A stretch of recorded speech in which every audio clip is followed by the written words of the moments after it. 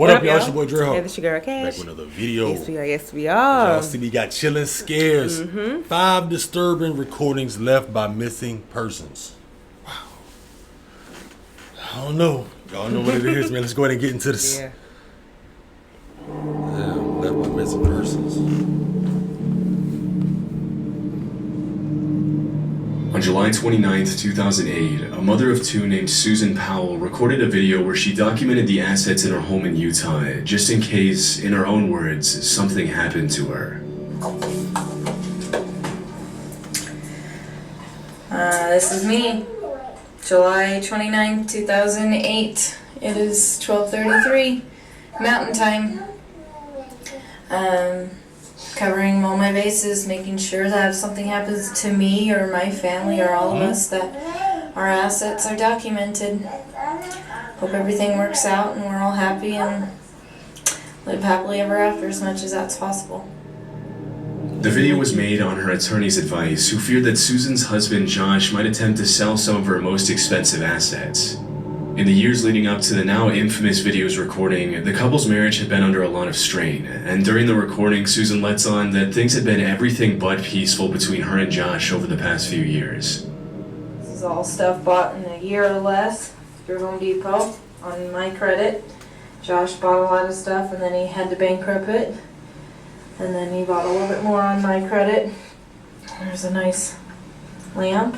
These are things to roll wood with. And I had necklaces too. One of those got in a rage, as you can see, and broke this. There's studs and pearls and opals in there. Broke this and threw all my DVDs and made a mess because he was angry at me about a year or two back. Although Susan had been seen a divorce attorney to look into the possibility of leaving her husband, they were still living together in 2009, almost a year and a half after the video was recorded. Wow. On the morning of December 6th of that year, Susan went to church with her two boys, after which a neighbor went to visit her, leaving her house at about 5 p.m. That night, Josh allegedly took the couple's two boys, Charlie and Braden Powell, on a camping trip in the middle of the night in blizzard conditions to a campsite on the Pony Express Trail. According to Josh, Susan stayed home because she was tired. The story goes that the next day, Susan's family and friends reported her missing when her two boys weren't dropped off at daycare. When Josh came back from the supposed camping trip with his sons, he said that when he had left the previous evening, his wife had been sleeping peacefully at home and that he had no idea what could have happened to her. After searching the couple's house in Utah, police found no signs of foul play, but things continued to get stranger as the investigation continued. Inside Susan's safe deposit box at the bank where she worked, the cops found a handwritten will and testament in which Susan alleged that Josh had taken out a $1 million life insurance policy on her a few weeks prior. Disturbingly, she also wrote, "If I die, it may not be an accident." About 10 days after she mysteriously disappeared, the authorities also found that Josh had filed paperwork to withdraw money from a retirement account, and he was officially declared a person of interest in the case. Suspiciously, Susan's family and friends reported that during the search efforts, Josh never seemed to show a genuine interest in finding his wife. But despite the mountain of evidence stacked against him, Josh Powell was never formally charged in his wife's disappearance. During the investigation, the cops questioned the couple's two sons, but it was hard to get any solid information out of them on account of their age. Right. Even though they mentioned that Josh had taken Susan with them on their camping trip on the night of the disappearance, they also made outlandish claims, including allegations that they had arrived at the campsite by airplane. This made it impossible to use their statements as evidence that Josh was responsible for his wife's disappearance. Shortly after, Josh and his two sons moved back to their home state of Washington, but the authorities soon determined it wasn't safe for Braden and Charlie to be living with their father in the middle of the investigation, and Josh lost custody of the boys. This is where things get extremely disturbing. On February 5th, 2012, more than 2 years after Susan's disappearance, a state caseworker brought the two boys to Josh's house for what was supposed to be a supervised visit. Immediately upon their arrival, Josh locked the social worker out of the house and took the lives of both his children and himself by setting the house on fire with gasoline. If his behavior during the initial phases of the investigation was suspicious, the unspeakable crimes Josh committed on that day in 2012 were about as clear of an admission of guilt as you can get in a case like this. In the aftermath of the tragic incident, the cops started looking into Josh's brother and father, who they suspected knew more about the case than they were letting on. Even though they had solid evidence to suggest Michael, Josh's brother, had helped him conceal Susan's body, the case reached a dead end when Michael also took his own life in 2013. More than a decade later, Susan's dad won a lawsuit against Washington State for nearly $100 million on grounds of negligence and failure to protect the 2 children who were supposed to be in the state's custody, a big chunk of which he gave to a charity to support domestic violence survivors. Almost 15 years after her disappearance and murder of her 2 children, people still gather in Susan's hometown of Puyallup, Washington every year to pay their respects and honor her memory. The last video Susan made documenting her assets received a lot more attention after everything had happened. With hindsight, the video is portrayed in a much more disturbing light. Susan saying things like, "I'm recording this just in case anything happens," makes you wonder if she knew her husband could do something this horrible as she was filming. Over the years, Susan's father has been alerted of possible locations where his daughter's remains might be buried, including abandoned mines in Utah and other isolated locations. Sadly, every lead has turned out to be a false alarm, and it's very unlikely that Susan's remains will ever be found. Will be found sometime where he leading somebody. Amber Tuccaro was a 20-year-old Canadian First Nations woman from Fort McMurray, Alberta. In August of 2012, she flew from Alberta to Edmonton International Airport and booked a hotel room with her 1-year-old son and a female friend for a short vacation. That night, she got excited about the trip and decided to hitchhike into the city by herself, after which she was never seen again. When Amber didn't return to the hotel the next day, her friend called her mother, who immediately called the Royal Canadian Mounted Police. Soon after, Amber was declared a missing person. The authorities dug into her phone records and found that she had received a phone call while she was in the company of an unidentified man. The recording is pretty unsettling, especially since it marked the last time she was ever heard alive. Where are we by? We're just heading south of Beaumont, or north of Beaumont. We're heading north of Beaumont. Yo, where are we going? No, listen. Are you kidding me? You better not take me anywhere I don't want to go. I want to go into the city. Yo, we're not going into the city, are we? No, we're not. So where's the road going to? 50th Street. 50th Street. Are you sure? Absolutely. Yo, where are we going? 50th Street. 50th Street? 50th Street. East, right? East. Over town. Travel.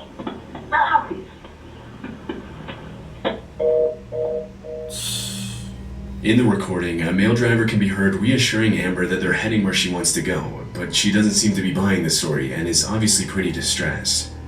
On August 28th, the cops released the phone conversation, but they didn't officially start investigating the disappearance until well after a month after Amber was reported missing.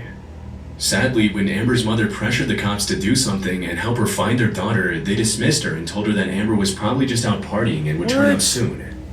Tragically, on September 1st, 2012, just 4 days after the audio from the eerie conversation was released, the remains of Amber's body were found on a rural property near Leduc County by a group of horseback riders.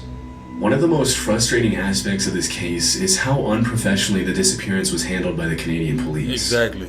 After just 1 month of searching, Amber was taken off missing persons list based on a series of suspicious, unconfirmed, and anonymous sightings in Edmonton, and it took her mother an entire month to get her back on the list.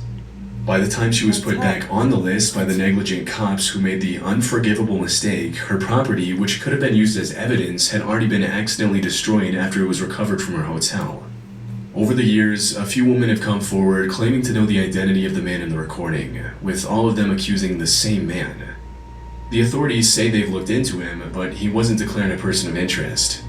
A few years ago, another man came forward and claimed that the man in the recording was his father, an American citizen with no legal standing in Canada who had been living on a ranch in the greater Edmonton area. If the man's testimony is to be believed, his father is also responsible for several other mysterious disappearances and deaths that have taken place in the area over the last few years. One of the most disturbing aspects in the recording is the So it was over the last few years. Why didn't they take that girl serious? It's serious then, Her right? mother serious. I can't stand when they do that. Yeah, he should be held liable for that. Right. over the last few years. One of the most disturbing aspects in the recording is the audible dishonesty in the man's voice, which is pretty much clear as day when Amber asks if he's sure they're going into the city, and he responds with an extremely fake, absolutely. It's also pretty messed up how the cops handled the case from start to finish, and many people suspect the cause of the unprofessional management of the case was just straight up racism against the indigenous woman. Hopefully, we'll someday have an explanation for what happened that night to Amber Tuccaro. But for now, the case remains a pretty disturbing mystery. Wow. That man basically just In got away. late 2014, Free. a YouTuber named Kenny Veach commented under the username SnakeBitMcGee on a video titled Area 51 Technician's Son Discloses Secret Alternative Energy. The comment read, "That ain't nothing. I am a long-distance hiker. One time during one of my hikes out by Nellis Air Force Base, I found a hidden cave. The entrance to the cave was shaped like a perfect capital M. I think I I heard always we've enter seen every something like cave it. I find, but as I began to enter this particular cave, my whole body began to vibrate. The closer I got to the cave entrance, the worse the vibrating became. Suddenly, I became very scared and hightailed it out of there. That was one of the strangest things that ever happened to me." I think Mr. Baldwin covered a case like that. I think Mr. somebody Baldwin, we yeah. seen something about that. I think it was Mr. Baldwin As you covered a should. case about this. That's Oh, y'all listen up. As you can imagine, Kenny's comment immediately caught a lot of people's attention. Some people called Kenny a liar, while others encouraged him to find the cave again and record his findings. And so he agreed to do just that. On October 18th of that year, Kenny uploaded a video of his long-distance hike in the Nevada desert in which he attempted to find the cave for a second time.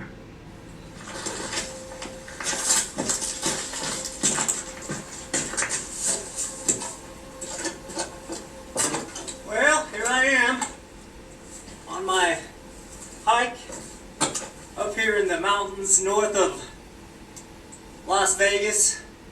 This is a canyon I just walked up in. Now you can't tell, but my truck is way out there by the mountains at the very, very end of this valley.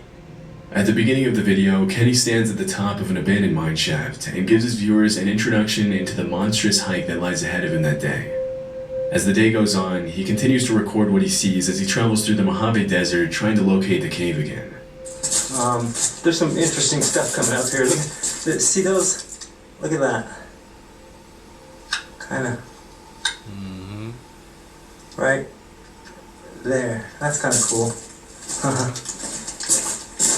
Alright, I'm gonna turn it off and then I'll turn it back on here. Look at that, that's pretty cool right there. Huh. Alright, off with the camera. That was the end of the video Kenny posted. Because he failed to find the cave the second time through, a lot of his viewers criticized him pretty brutally, calling him a fraud and pressuring him into trying to find the cave for a third time. In a sea of comments provoking Kenny, a user named Lemmy Kilmister made a particularly disturbing and ominous comment that read, "No, do not go back there. If you find that cave entrance, don't go in. You won't get out." Still, on November 10th of that year, Kenny told his family he was going on an overnight hiking trip, and he set off by himself for the third time to find the mysterious M Cave in the Mojave Desert, one of the hottest and driest regions in the world. That was the last time he was ever seen. On November 22nd, 2014, 12 days after he set off on his search for the M Cave, a group of search and rescue volunteers found Kenny's phone lying at the top of the same mine shaft he had pointed out in his M Cave video. Unfortunately, after his phone was located, the case went cold, and Kenny's body was never found. After the mysterious disappearance, people started coming up with all sorts of theories to explain what could have happened to Kenny, with most people claiming that he had either fallen down the abandoned mine shaft or died of overexposure. Some of the more outlandish theories reported that Kenny could have witnessed a crime out in the middle of the desert and had to be silenced, or that he found a secret military base and was eliminated by the government. However, a few months after his disappearance, a comment on the original video made by a woman named Sharon Pilgrim shed light on an entirely new possibility, that Kenny had taken his own life. The comment read, "I am the girlfriend that Kenny spoke of in the video. Kenny has not been found, and I feel that he probably will not be found for many, many months, if ever. I want you to know that I do not think Kenny had an accident. I believe he took his life. He battled with depression for many years and would not take medication or see a doctor. He quit his job a little more than a year before he disappeared." In response to his phone being found in the mine shaft, Sharon then added, The mine shaft was about a 4-hour hike from his car. It is my feeling that he left it behind so that he could not be tracked from the GPS in it. He also did not take his video camera with him on this solo hike. It was left in his home, so he had no intention of filming anything. I am healing from my loss and look forward to new experiences with desert hiking, camping, and taking beautiful pictures of our desert. Enjoy your adventures of life, and thank you for the kind, loving comments sent my way. Even though the woman's comment seems pretty genuine and brings light to the very real possibility that Kenny took his own life, the case still doesn't have a solid conclusion. Over the years, several other YouTubers have found caves in the same area Kenny was hiking in that almost perfectly resemble the letter M, and recently one of them even had a danger restricted area sign put up next to his entrance. So, even though it's possible that Kenny took his own life in the desert, his disappearance has still left more questions than answers. Yeah, I don't know about that one. Yeah. Yeah, I don't know. On September 8, 2015, a man named Tim from Mountains View, Minnesota contacted the police and told them his friend, 32-year-old Henry McCabe, a Liberian immigrant and auditor for the Department of Revenue, had gone missing. As per Tim's testimony, Henry had been at a barbecue hosted by a friend named Emmanuel earlier that day and had left to go to a nightclub at around 11 p.m. After following up with the two acquaintances who had been with Henry at the club on the night of the disappearance, the cops realized they had a pretty complicated case on their hands. According to the two friends who had been with Henry at the St. Levy nightclub in Spring Lake that night, Henry had been drinking pretty heavily, and upon leaving the club at around 2 a.m., he allegedly asked William, one of the acquaintances he was with, to drop him off at a gas station nearby. After getting dropped off by William, who thought it was strange that Henry rejected his offer to drop him off at his house instead of a random gas station, Henry called his wife a little after 2:20 a.m. According to his wife, Henry sounded pretty delirious on the call, and near the end of the conversation, she called one of Henry's friends to ask him to go get her husband. Even though the friend didn't answer the call, the last 2 minutes of the conversation between Henry and his wife were recorded by the friend's voicemail, and the content of the conversation is pretty disturbing.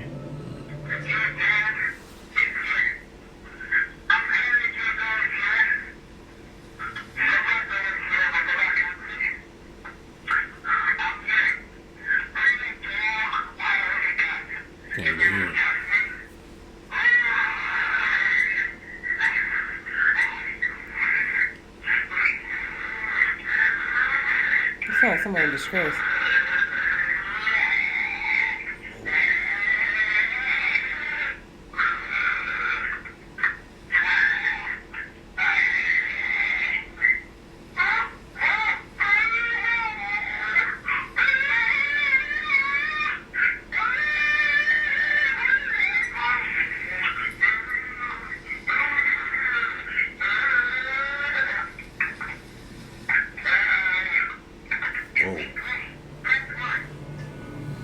It's almost impossible to make out any of the words in the audio, and the combination of growls, moans, and screams makes it hard to know what to even make of the recording. But needless to say, the voicemail is pretty unsettling. It almost sounds like the screams are coming from someone who's being attacked, but we obviously can't know for sure. That same evening, another acquaintance called Henry and later told police that it sounded as though Henry had gotten into an altercation with someone in the middle of the call. Strangely, even though Corinne McCabe, Henry's wife, mentioned that the sounds her husband was making during the call were extremely out of character for him, who was usually perfectly articulate, she only made a single call to one of Henry's friends to try and get him to pick up her husband, and when she didn't get a response, she went right back to bed. Even more strangely, during her questioning, Corinne repeatedly told the cops that she knew Henry was alive, even though she didn't have the evidence to prove it directly. After this extremely disturbing voicemail was recorded, Henry's phone records show that he called a Texas number that he had called over 20 times that day, but when the cops tried to trace the number, it came up as no longer in service. It's impossible to know if the calls themselves were made by Henry or someone else, but after the unsettling conversation with his wife, phone records show that several calls were made from Henry's phone to that same now disconnected number in the days following his disappearance. As the investigation went on, things continued to get stranger. Suspiciously, the cops never found footage of William's red car pulling up to the gas station where he had supposedly dropped Henry off, even though they checked the entire night's footage from all angles. William later ended up changing his story and alleged that as soon as he dropped Henry off, he immediately got back in the car and William dropped him off at another gas station a couple of miles away. It was later revealed by a confidential FBI informant that during the searches that took place after the disappearance, Emmanuel, the host of the barbecue, and a group of 3 other men would often stand a few feet away from the rest of the search party and talk suspiciously among themselves. Still, it was never determined if they had anything to do with the disappearance. On October 2nd, almost a month after Henry went missing, a strange anonymous letter was sent to the New Brighton Police Department a few miles from where Henry went missing. The letter read, "Henry McCabe, his body next to water, partially buried. Needs search dog to find. Witness who saw burial scared, female young, asked to come forward. Can remain anonymous and will protect." On November 2nd, the cops found Henry's body in Rush Lake, a few miles from where Henry had supposedly been dropped off on the night of his disappearance. Mysteriously, they didn't find any signs of foul play on his body, even though the anonymous letter suggests he was buried by someone else.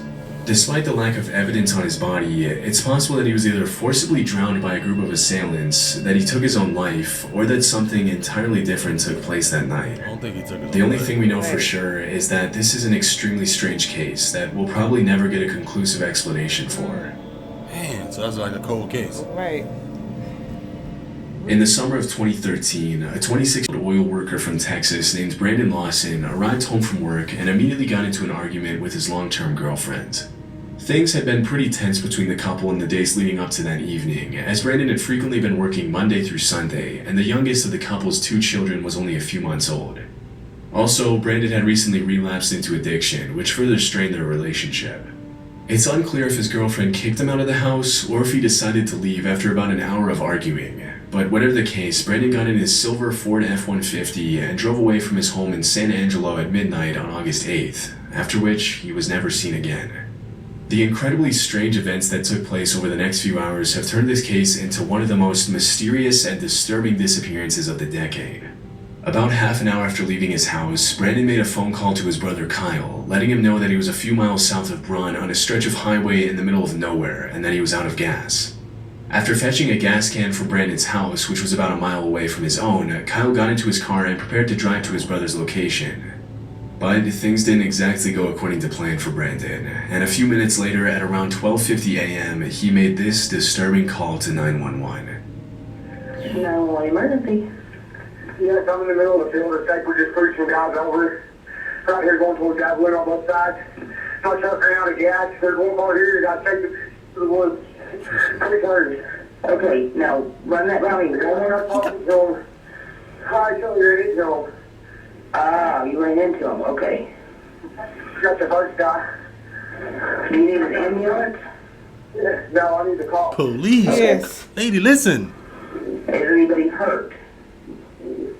Hello?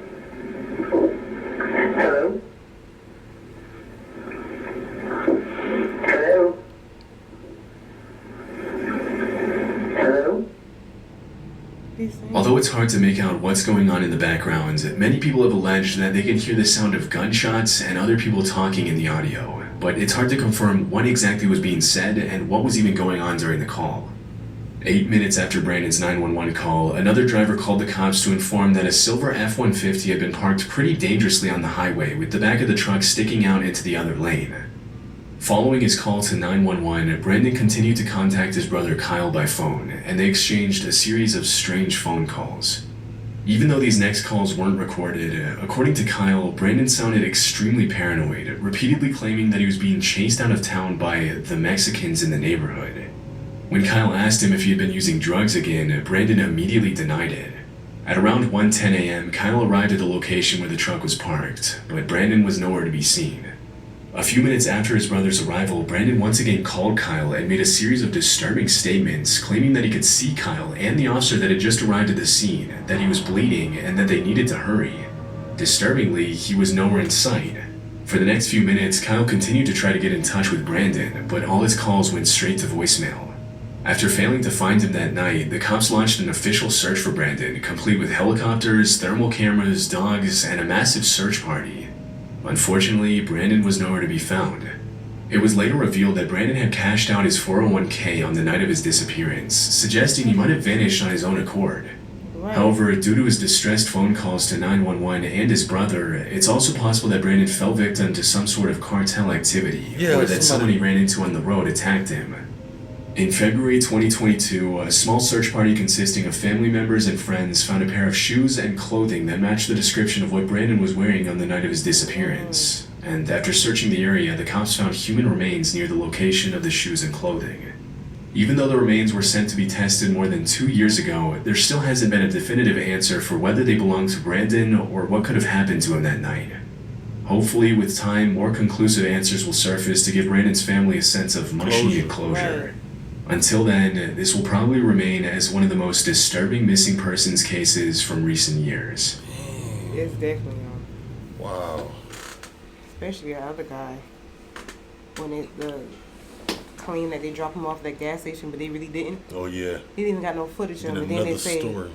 yeah, then they said that they, no, it wasn't that gas station, it was another gas station, but you already said that certain gas station, so Yeah, I think people start lying like that and making stuff up Yeah. and changing the story. Go ahead and lock them up. Go ahead. It should be something that you can hold them. I mean, I don't know. then it's the people that was in there in question, and they all speaking amongst each other like secretly. Yeah. That's another suspicion too, and that he called his They wife did. I like think- screaming and well, like That it sounded like Moaning. something was getting. done to him. But then when Yeah. they found his body, there was no foul play. So maybe what if they drowned him? I don't know. It just Or what are some of the people who do like the police and stuff? They be saying like it's no foul play, but it really is. Like they make mistakes and mess up and stuff too. Like I'm right. like, That's man. true. It had to be some type of foul play. Well, unless he just was Something. screaming because he knew that they was going to take him, push him in that water and That just sounds Oh, crazy. It just leave you it's- thinking like, what happened? like Like, what happened. And then there's the wife that said too, like she know that he's not dead. Like it's these cases do make you cold cases. question stuff, but except for the other with the man and his 2 sons and the wife, I feel that he unalived her, Yeah. and the fact that you so selfish that you had to take your kid's life too Yeah. with you, man, come on, that was selfish. You shouldn't have did that. Burn them up. Right. Just lock the social worker or whatever out in the house, and Oh, so right. you already planned that. He knew they was coming. Mm-hmm. He knew his kids was coming. He probably had gasoline or something all around the house or whatever, and plan when they That come was in there. selfish. They could have just lived their life happily. You do what Can't you do stand with people like yourself. You know what I mean? Like, but that was guilt that you did something to your wife. Yeah. And you couldn't take it no more. Conscious ate them up. Mm-hmm. What are y'all thoughts? What are your thoughts? Let us know in the comment section down below. 5 disturbing recordings left by missing persons by Chilling Scares. Make sure y'all check out this channel too. We catch you on next video. Catch y'all next one.